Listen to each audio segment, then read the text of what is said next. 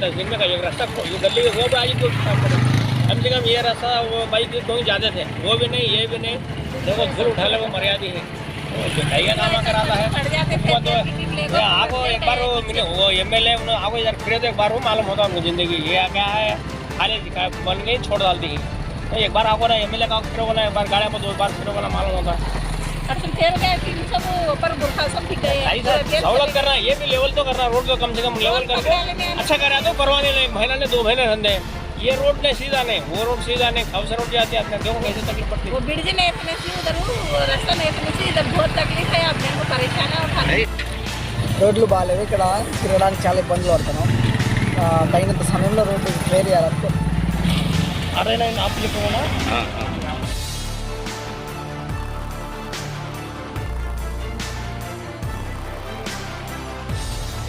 దూరం ఇది ఇంత వైరస్ మాది తయారైంది ఈ రకంగా ఎవరు పట్టించరు। మీ ఇట్లా 100 మందిలో ఇట్లా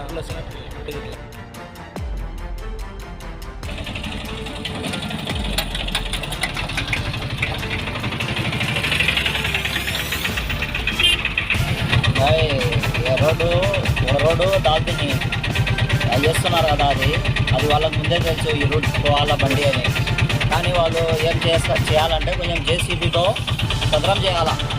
ఎందుకంటే ఈ లైన్లో చాలా మంది తిరుగుతారు, నందమూరి నగర్, వైఎస్ నగర్, పుల్మల్ పేషెంట్లు పోతుంటారు। ఏదైనా ఆపరేషన్ చేసుకొని వెళ్ళేటోళ్ళకి చాలా ఇబ్బంది అయిపోయింది।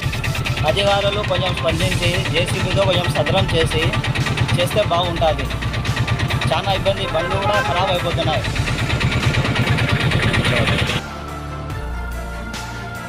గురించి చాలా అభిమానం ఉంది,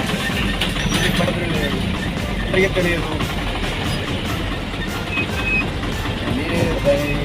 రాత్రిపూట వచ్చేటప్పుడు ఎట్లుంటుంది రోడ్డు? రాత్రిపూట చండాలంగా అంత పూర్తి లెక్క, పొగ మంచు లెక్క, దుమ్ము మంచి కాంట్రాక్ట్ దుమ్ము ఆపోజిట్ వాహనం।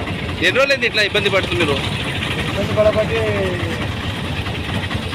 అక్కడ కాలువ మీనాక్షి కాడ కాలువ చేసుకునేప్పటి నుంచి ఇబ్బంది పడుతున్నారు।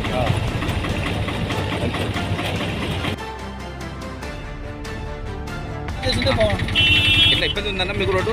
కొంచెం ఇబ్బంది ఉంది నా రోడ్డు బండి పోవాలంటే కొంచెం ఇబ్బంది ఉంది, కొంచెం రోడ్డు సాధారణంగానే చేస్తుంటే బాగుంది।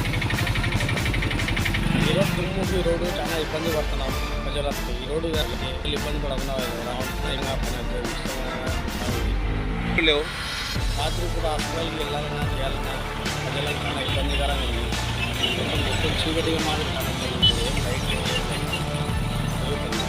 దయచేసి నాయకులకు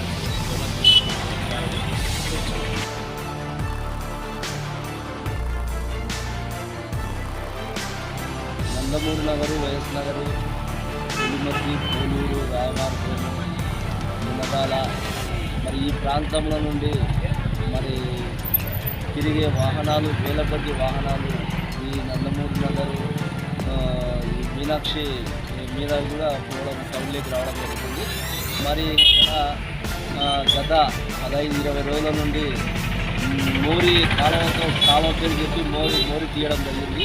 ఆ మోరిని నిదానంగా పనిచేసుకుంటూ మరి వాహనదారులు చాలా ఇబ్బంది పడుతున్నారు। ఇట్లా తిరిగి బురదలో నిన్న వర్షానికి అయితే బురదమయమై బురదలో బండి దొరకపోయి చాలా ఇబ్బంది పడ్డారు।